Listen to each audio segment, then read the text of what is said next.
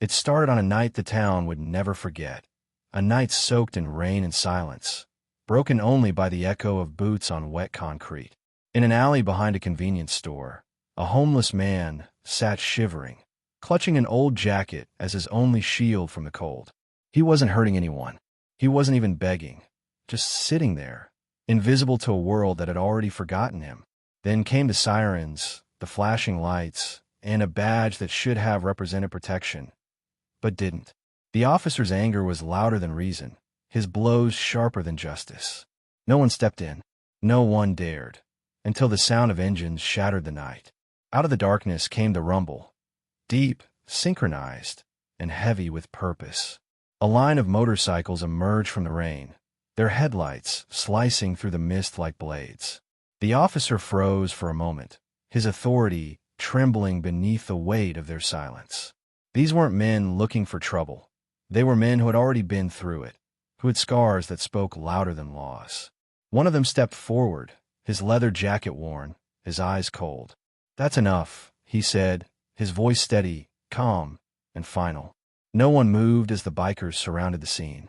The homeless man, trembling, stared up at them, not in fear, but in disbelief. For the first time in years, someone was standing for him. The officer tried to speak, but his words were drowned out by the slow, unified growl of engines revving in defiance. What followed wasn't chaos. It was balance. They didn't lay a hand on him. They didn't have to. Justice doesn't always need violence. Sometimes, all it takes is presence, the kind that reminds the world that power without compassion means nothing. As the rain poured harder, one biker knelt beside the man, offering him his own jacket, black leather, patched with the insignia of brotherhood and loyalty. "You're not invisible," he said quietly. "Not tonight." The others nodded, turning their engines back on as the officer stumbled backward, speechless and pale. The roar of their bikes filled the air once more, not as a threat, but as a promise, a warning that some lines, once crossed, will always call justice out of the shadows. By morning, the story was everywhere. Security footage leaked, showing a gang of bikers facing down authority, not for revenge, but for dignity. No one knew their names. No one could trace their route. But across the country, the message was clear: real strength doesn't come from badges or titles. It comes from courage. In that night, a brotherhood born from pain reminded the world that even in darkness, justice can still ride on two wheels. The rain did not let up that night. It fell in heavy sheets, turning the streets into rivers of reflection, where neon lights flickered and stretched like trembling ghosts. But beneath that storm, something deeper was brewing, a tension that the town had felt for months, maybe years, without daring to name. Rumors of officers abusing their power had circulated quietly, whispered in diners and back alleys, but nothing had ever been done. People were too afraid, too tired, too resigned.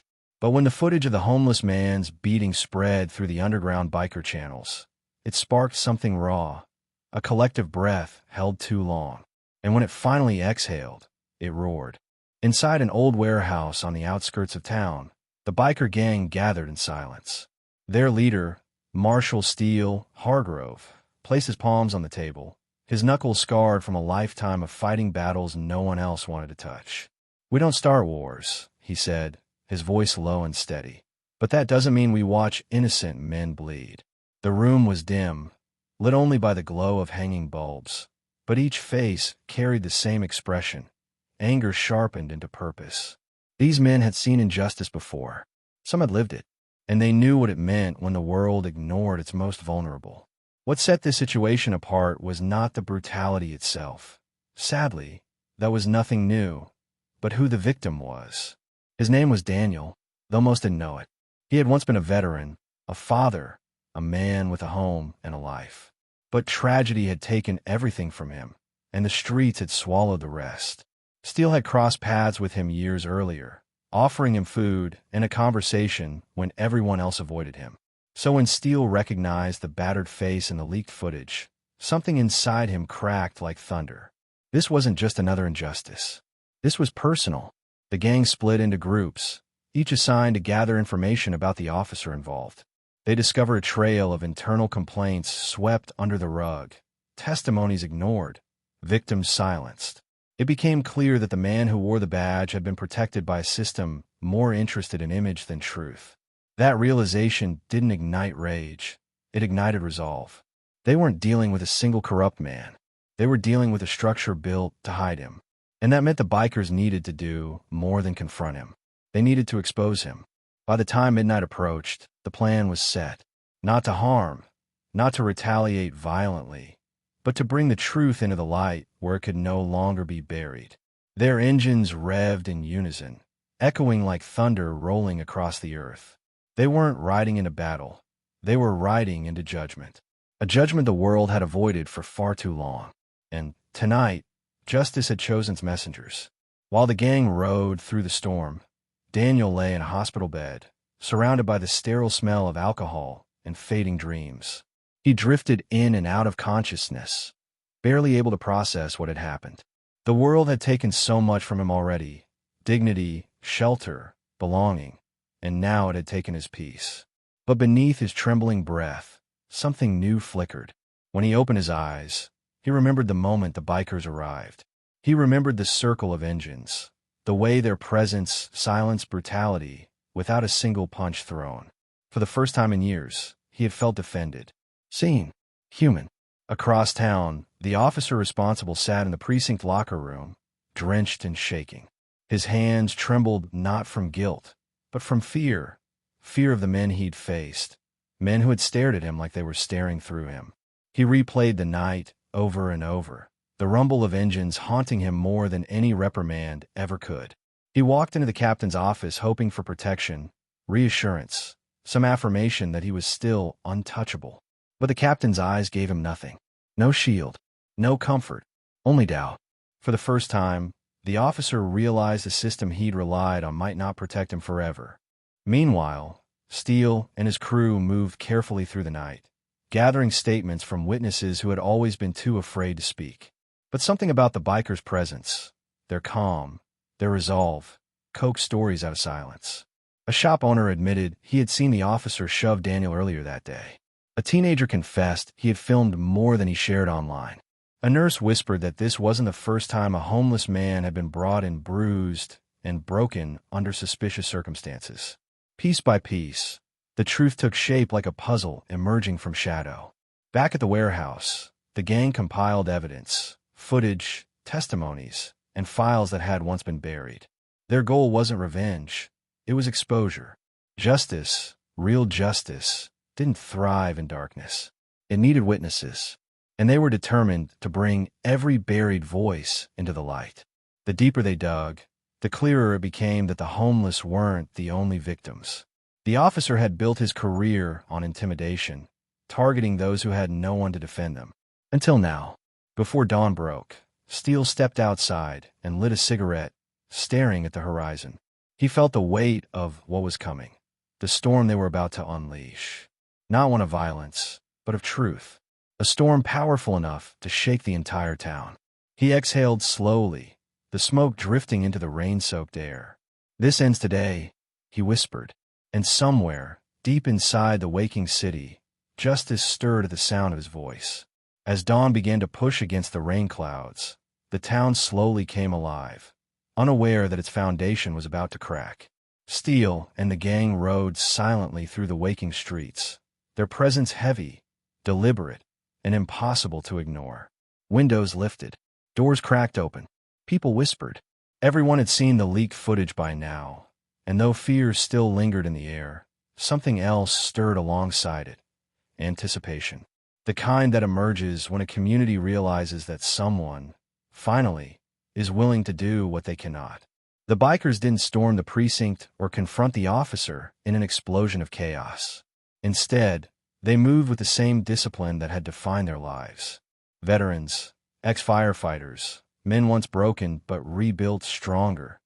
They approached the truth the way others approach battle, strategically. At the local diner, Steele sat across from an elderly woman who had been too frightened to speak for years. She told him about the night her grandson was wrongfully arrested, about how the same officer had threatened to make him disappear if he ever spoke out. Her hands trembled as she spoke, but Steele held them steady. This wasn't just Daniel's story anymore. it was everyone's. Later that afternoon, as the station lobby grew crowded with murmurs and glances, the rogue officer began to feel the air tightening around him. Every person who walked through the door seemed to stare just a little too long. Every colleague avoided eye contact. Fear turned into paranoia, paranoia into panic. And he knew, the bikers had found something. He rushed into the captain's office again, demanding protection, threatening legal action, insisting he had done nothing wrong. But this time, the captain didn't take his side. He'd seen the evidence. He'd watched the recordings. And deep down, he had known this reckoning was coming. Outside, the gang continued gathering testimonies from workers, clerks, street vendors, all people who had crossed paths with the officer. Their stories aligned with a chilling consistency, even when told by strangers unaware of one another. Fear had been a weapon the officer used freely. But now, that weapon was slipping from his grip. Every voice that broke its silence was another crack in the wall he had built around himself. Every confession was a spotlight aimed at the truth. And the truth, once awakened, doesn't dim. That evening, Steele received a call from the hospital. Daniel was awake and asking for him. Without hesitation, Steele rode to his side. The room was dim, the hum of machines filling the silence. But Daniel smiled softly when he saw him. "Why'd you come for me?" he whispered. Steele didn't answer right away. He simply placed a hand on Daniel's shoulder and said, "Because no man deserves to be forgotten." And for a moment, the weight of the world lifted from Daniel's tired chest. Word spread faster than the storm clouds drifting away. By the time the sun hung low in the sky, the entire town seemed to pulse with the same heartbeat, a mixture of fear, hope, and the expectation of something inevitable. People gathered in small clusters outside the precinct, pretending to go about their day, but unable to ignore the tension building like static. For the first time in a long time, the police station felt smaller than the truth pressing against its walls. Steele and the bikers arrived silently, their engines rumbling like distant thunder. They carried no weapons, only flash drives, printed files, and the testimonies of the unheard. When they walked through the precinct doors, officers tensed, but didn't intervene. Respect for Steele's gang had grown over the years not just because of their strength, but because of their code. They never hurt without reason. They never acted without purpose. And today, their purpose was justice. The captain met them in the hallway, his jaw tight, but his eyes resolute. Steele handed him the collected evidence, the footage, the statements, the patterns of abuse that could no longer be dismissed. The captain flipped through the papers, his breath growing heavier with each page. This wasn't rumor. This was a case built with precision, one that didn't just implicate the officer, but exposed the cracks in the system itself. The captain finally looked up, a quiet acknowledgement in his expression, not of fear, but of responsibility.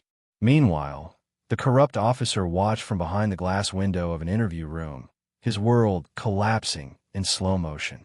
He saw the bikers, saw the captain's grim face, saw other officers whispering behind closed doors. Panic surged through him like wildfire. For years, he had used power as a shield, but now, power was slipping through his fingers faster than he could hold it. He lunged for the door, intending to escape, to run, to disappear, but another officer blocked the way. No more silence. No more protection. His time had finally run out. Outside, as the sun dipped behind the rooftops, lighting the sky in gold and crimson, the gathered crowd watched the precinct doors open. They watched as the officer was escorted out in handcuffs, his head down, his confidence shattered. They watched the bikers standing strong, silent, resolute, not gloating, not celebrating, simply bearing witness to the justice they had fought for. And in that moment, the town realized something powerful. Justice doesn't always arrive in a courtroom or a badge. Sometimes, it arrives on two wheels, wrapped in leather, carried by men who have seen darkness and choose to fight it anyway. The night after the arrest felt different, softer, quieter, as if the storm that once weighed on the town had finally exhaled. People walked with lighter steps, and even the streetlights seemed to glow a little warmer. For the first time in years, residents felt safe enough to speak openly, not in whispers, not behind closed doors, but in the bright air of a town rediscovering its own voice. In diners, bus stops, and grocery lines. Conversations sparked between strangers who had once been too afraid to acknowledge the truth. Steele's gang had not just confronted wrongdoing. They had reminded the town of its power to stand together. Meanwhile, Daniel remained in recovery, but something inside him had shifted. For years, he had lived in silence, shrinking into the corners of alleys, convinced the world had no place for him anymore. But now, he found himself sitting straighter, asking the nurse for a newspaper, even smiling when visitors from the biker gang came to see him. His bruises were healing, but more importantly, so was the invisible wound carried deep within him, the one carved by years of neglect and isolation. For the first time in a long time, Daniel felt seen, felt valued, felt human again. As the days passed, the gang continued their work from behind the scenes. They offered support to other victims who stepped forward, and there were many. People who once feared retaliation now walked into the precinct with their heads high, confident that their voices would finally matter. Steele helped them file reports. Others recorded statements. They weren't the law. They never claimed to be. But they had become a bridge between the broken and the justice they deserved. And the town began to rebuild itself around that new balance. Inside the precinct, officers whispered about the gang not with disdain, but with a growing respect. Some admitted they had known something was wrong, but felt powerless to act. Others confessed that the gang's intervention had forced them to question the culture inside their own department. The captain initiated internal reviews, promising transparency and accountability, words that had long been missing from the precinct vocabulary. Change wasn't just coming. It had begun, and it started the moment a group of bikers decided enough was enough. One evening, as the sun dipped behind the old steel bridge, Steele stood there alone, staring at the dark water below. He wasn't seeking praise or recognition. He never did. He simply carried the weight of what had happened, and the weight of what was still left to do. It wasn't revenge that drove him. It wasn't pride. It was a quiet promise to protect those who couldn't protect themselves, no matter the cost. That promise had once saved him. Now it was saving others. And he knew the road ahead would ask even more of him. He accepted it without fear, without hesitation. Even with the corrupt officer behind bars, the impact of the bikers' intervention continued to ripple through the community. The homeless population, once ignored, pushed aside, and forgotten, began receiving visits from locals bringing food, blankets, and warm clothes. Some offered jobs. Others simply sat and talked, realizing in those conversations how easily circumstances could have turned their own lives upside down. A sense of empathy, long buried, blossomed again, and Daniel became a symbol of that shift, a reminder of what happens when humanity wins over indifference. Within the gang, something shifted too. Their brotherhood had always been forged through shared pain and loyalty, but what happened with Daniel awakened something deeper, a purpose that went beyond riding, beyond survival, beyond the past they carried like scars. They started organizing late-night patrols through the rougher parts of town, not to intimidate, but to watch over, to ensure no one else suffered what Daniel had endured. Residents learned to recognize the sound of their engines, a sound that once evoked fear, now a sign of safety rolling through the night. Not everyone approved. There were critics who claimed the gang was overstepping, that justice should be left to the law. But those voices grew quieter as the precinct continued to clean itself from the inside out. Officers who had once turned blind eyes now acted with vigilance. The captain enforced reforms, training, and community outreach. The partnership between citizens and police grew more genuine, not out of fear, but out of mutual accountability. And though they would never admit it publicly, many officers knew the truth. The bikers had saved the department from collapsing under its own rot. One afternoon, Steele visited Daniel, who was now strong enough to walk. They sat on a bench outside the hospital, sunlight warming their faces. For a long moment, neither spoke. Then Daniel asked quietly, "Why did you come back for me after all these years?" Steele looked at him, his eyes tired but sincere. "Because life doesn't end when the world stops seeing you," he said. "Sometimes it just takes someone who remembers your name." Daniel swallowed hard, a knot forming in his throat. That simple sentence meant more than any apology, any promise, any rescue. As evening approached, the gang rode together once again. Not in a battle, not in a danger, but into the unfolding peace of a town learning to trust itself again. Engines humming like a heartbeat, they crossed the old steel bridge, the same bridge where Steele had once stood alone. But now, he wasn't alone. His brothers rode beside him, the wind lifting their jackets, the road stretching ahead like a story still being written. And beneath the echo of their engines, the town finally understood something profound. Justice is not a title or a badge. It is a choice. One made every day by ordinary people who simply refused to walk away.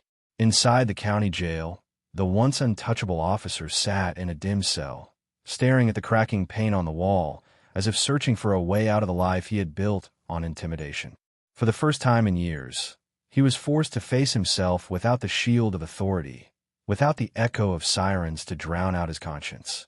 Days felt longer than entire seasons. Silence became louder than any command he had ever barked. And every time he closed his eyes, he saw the homeless man's face, but not just Daniel's. He saw every victim he thought he'd forgotten, every voice he had silenced, every moment he believed he was above consequence. He wasn't afraid of prison.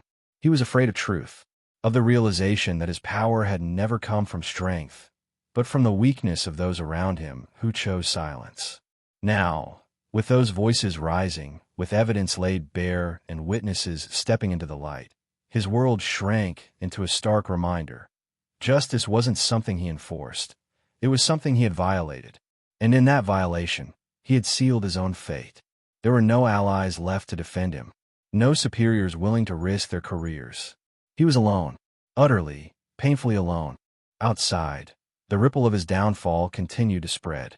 Officers who had once copied his behavior, or at least tolerated it, looked at themselves differently, some with shame, some with newfound determination. A precinct once tainted by fear began holding meetings, workshops, and community gatherings to rebuild trust. The captain stood at the center of it, driven by the weight of what he had allowed.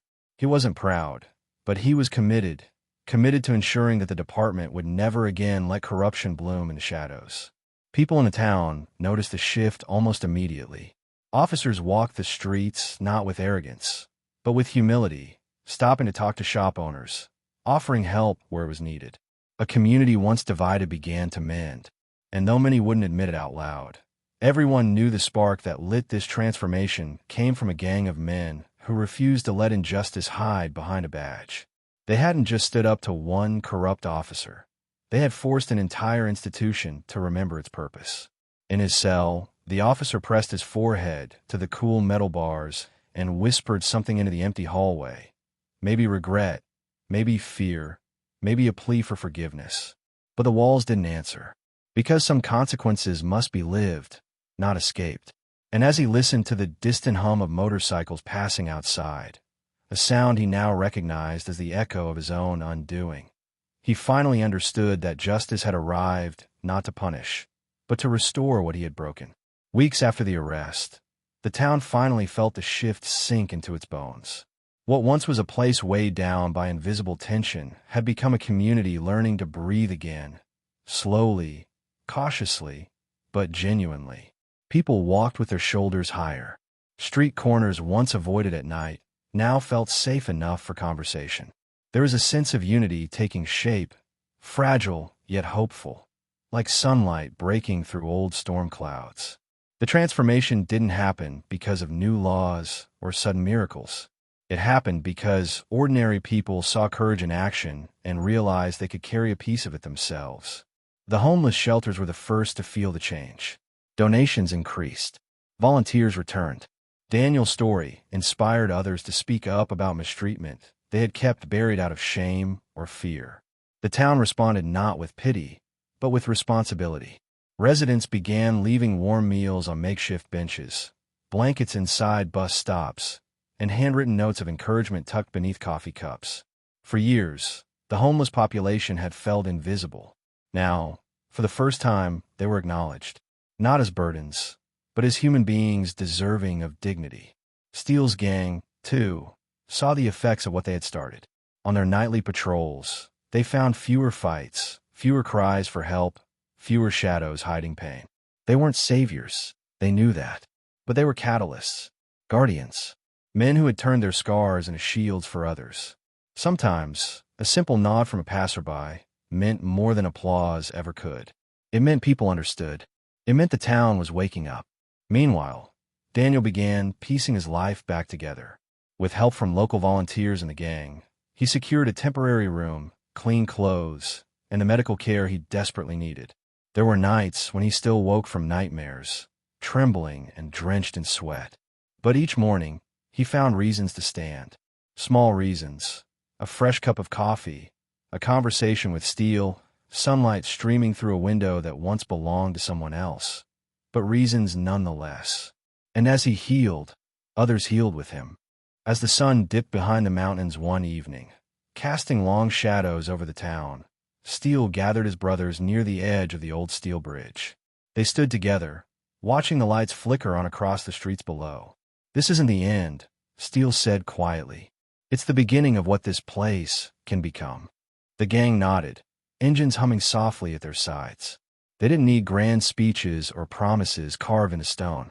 Their presence, steady, grounded, and unyielding, was enough. And as the wind carried the fading sound of their motorcycles into the night, the town understood one truth: justice doesn't always come in a courtroom. Sometimes it rides in on two wheels when the world least expects it.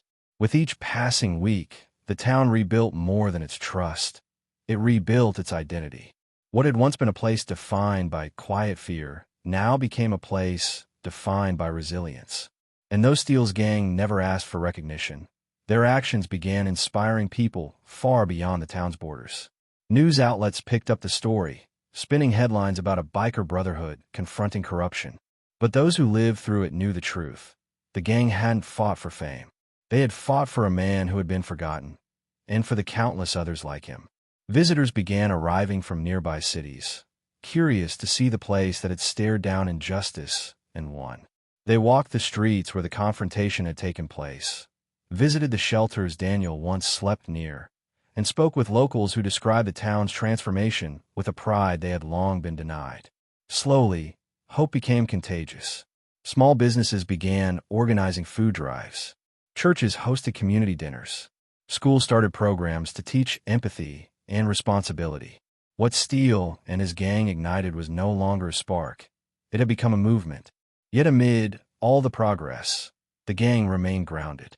They continued their nightly rides, not seeking gratitude, but ensuring the shift they had started would not slip backwards.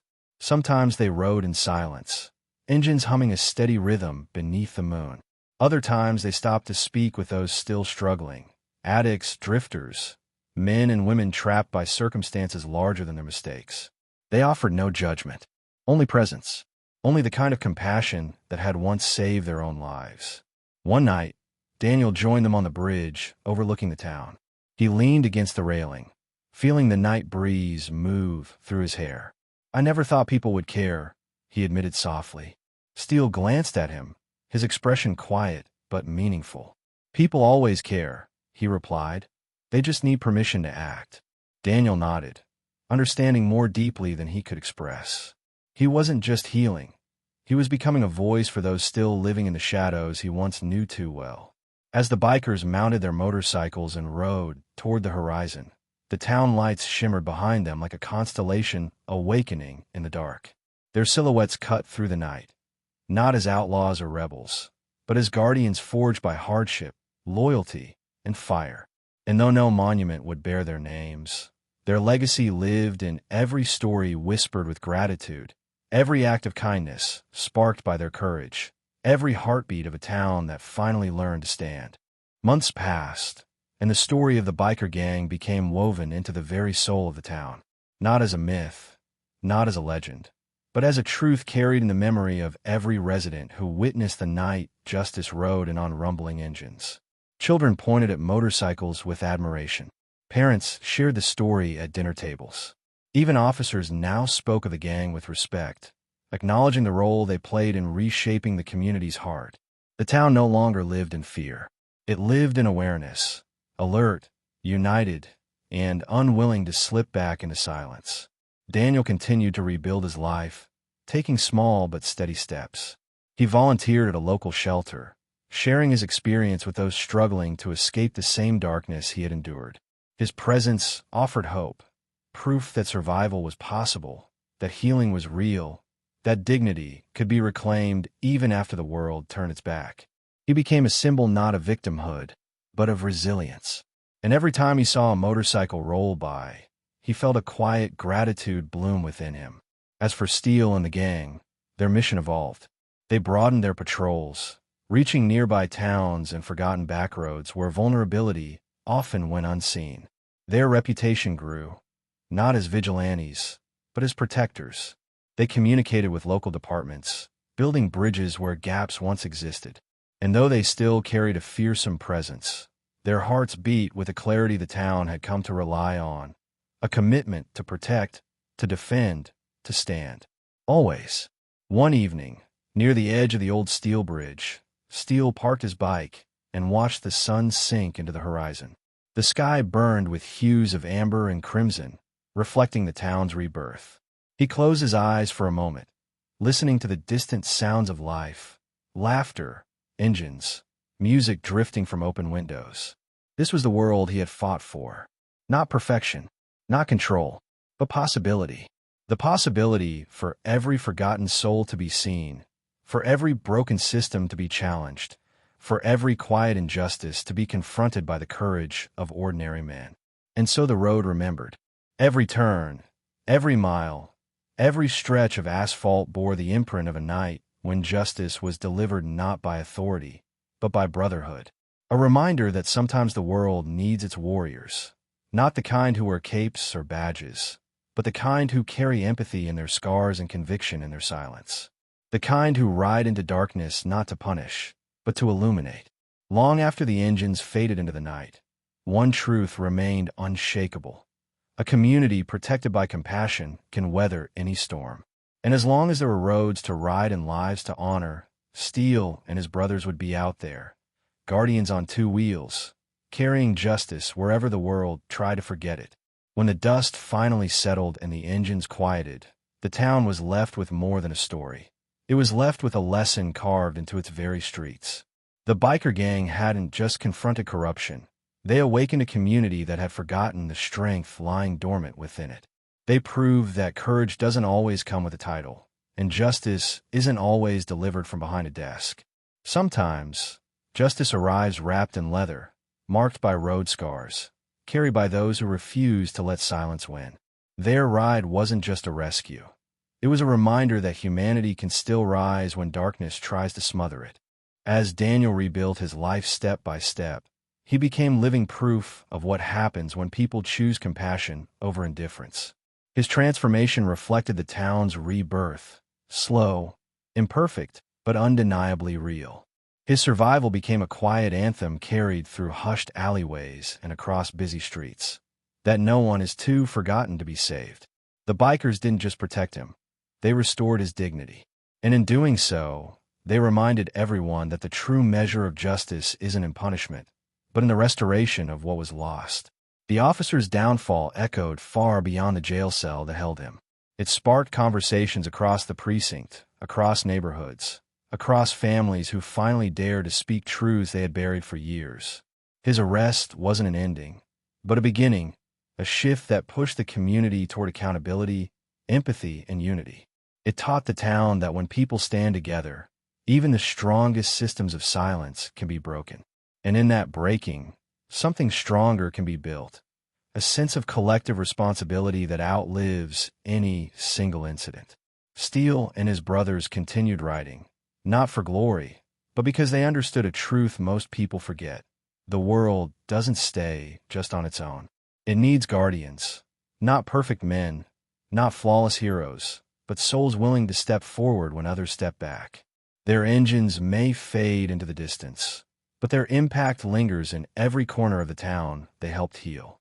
They showed that justice isn't a grand act. It's a choice made moment by moment, by anyone willing to carry it. And that revelation, that ordinary people can shape extraordinary change, is what gives this story its heartbeat.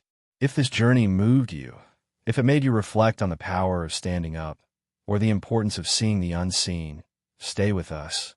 Join the community by subscribing, liking, and sharing your thoughts below. Your voice matters. Your presence matters. And together, we keep stories like this alive, stories that remind us all that justice isn't a dream reserved for the lucky. It's a road we build, one choice at a time.